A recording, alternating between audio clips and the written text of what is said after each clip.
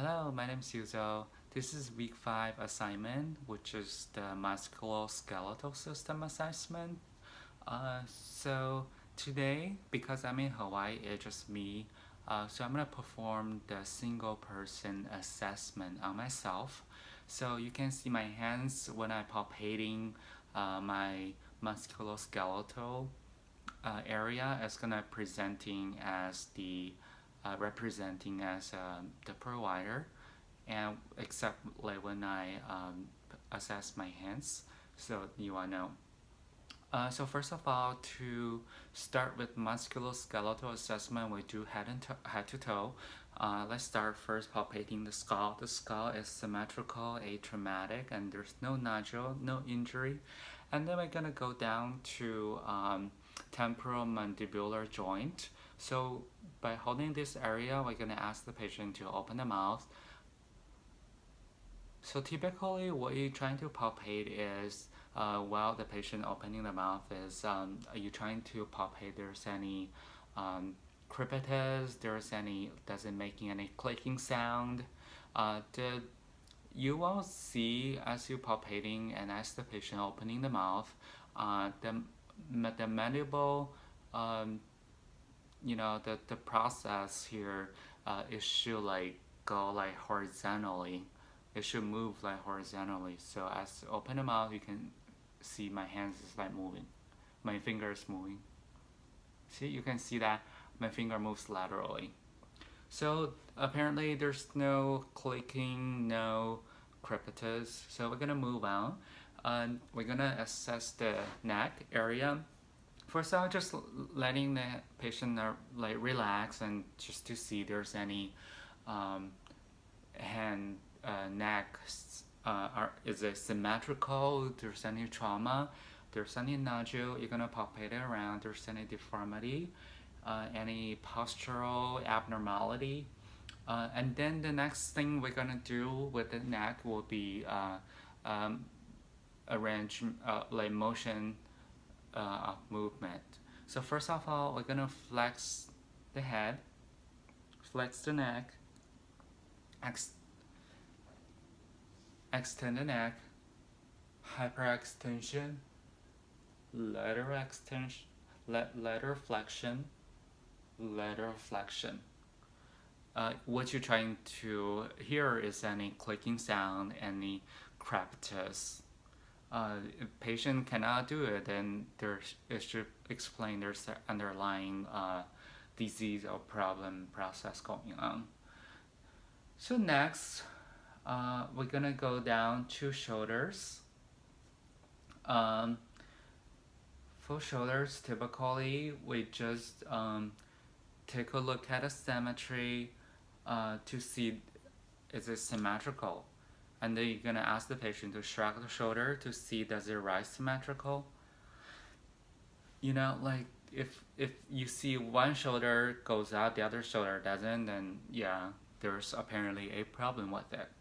And then you just gonna palpate like for the acromial clavicle joint to see there's any crepitus, there any tenderness, fluid, and then you're gonna go down to greater tubercle of the humerus, and then you go down to the bicep groove just to assess any tenderness, and then you're gonna go to coracoid process, which is right here. You'll feel like a little bone sticking out, and then you're gonna go like deeper for the glenohumeroid joint. You're trying to palpate like there's any tenderness there, there's any pain, and then the subductoid bursa will be like right on here. So for this part, we're gonna do a special test will be called Hawkins test. What it does is just trying to assess for rotator cuff muscle, to test for any supraspinatus tendon tendinosis. So what you do is you're gonna ask the patient to flex the arm. This is what you're gonna do first. And then you're gonna support the arm of the patient.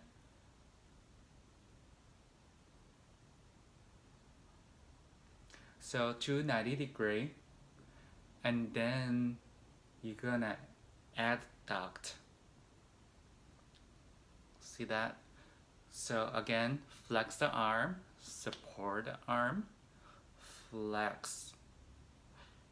So as you're doing this motion, your shoulder is rotating. So it's assessing the rotator cuff muscles, rotator cuff joints for any tenderness, any abnormality. Okay, so let's moving on to the elbow area. So for the elbow, you do flexion, extension, pronation, supination. And then what you're gonna do is gonna palpate for the olecranon process, which is right here. And then this is the and then you're gonna palpate for the extensor surface of the ulna. So this is your radial side, so this is the ulnar side of your arm.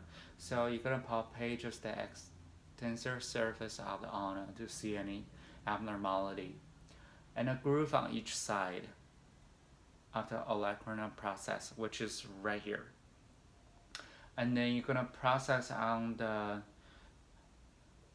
lateral epicondyls, look for any pain, there's any pain here. Okay, so everything looks normal, there's no pain, there's no tenderness. We're gonna move on to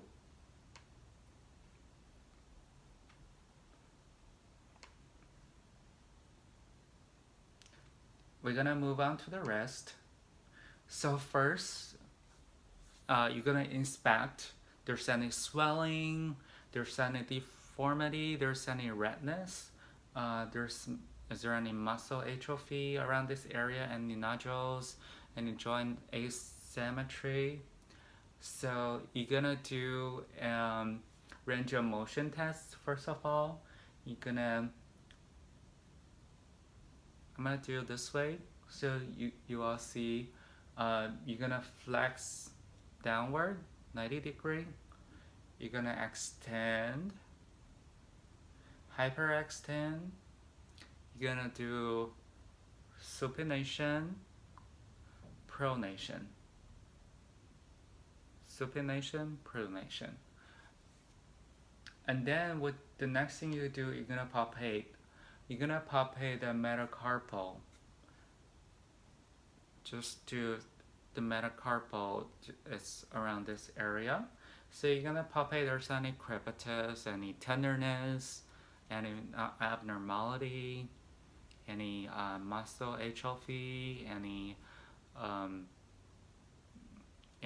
misshaped, any injury, and then you're gonna palpate the medial to the lateral side, to the carpal radial side, and then carpal ulnar side.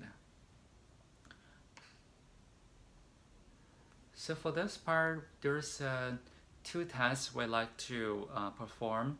The first one is Tunnel sign, which what you do is you're gonna ask the patient to hyperextend the arm, and then you tap on the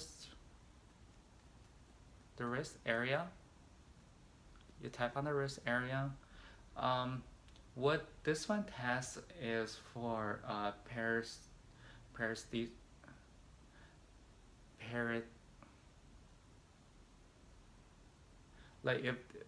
so what this does is actually to test for paresthesia. If you're tapping on a nerve, like if patient feels pain, tenderness, that's a positive sign for Janelle's test. Another is Fallon's test. What you do is you're gonna put these two hands back to back together, and then you're gonna hold that. You're gonna ask the patient to hold it for like 40 to 60 minutes. If patient feels any pain, any nerve pain, any tenderness, that is a positive sign for Fallon's test.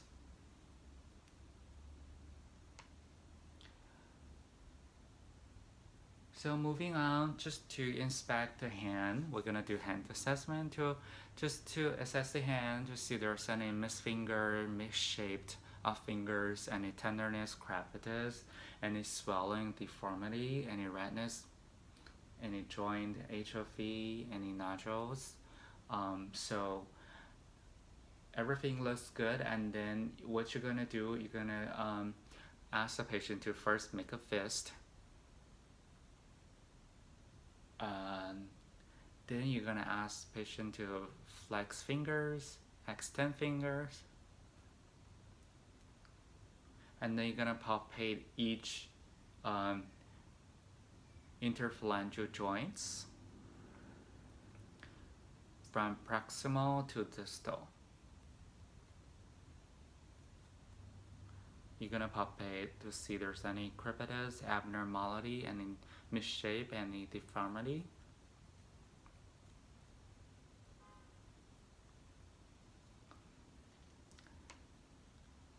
That is it for the upper body assessment. Let me see if I'm missing anything. Oh yes. So one last test I would like to talk about for neck will be Sperling's test.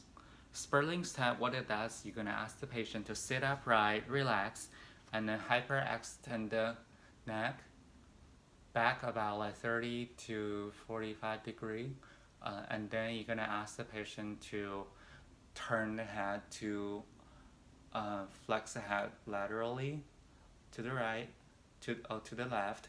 You're gonna use your hand like push down on the head to assess if there's any pain, any tenderness. If there's any pain, any tenderness, that's a positive sign for Sperling's. Okay, in the next video, I'm gonna post about lower extremities assessment.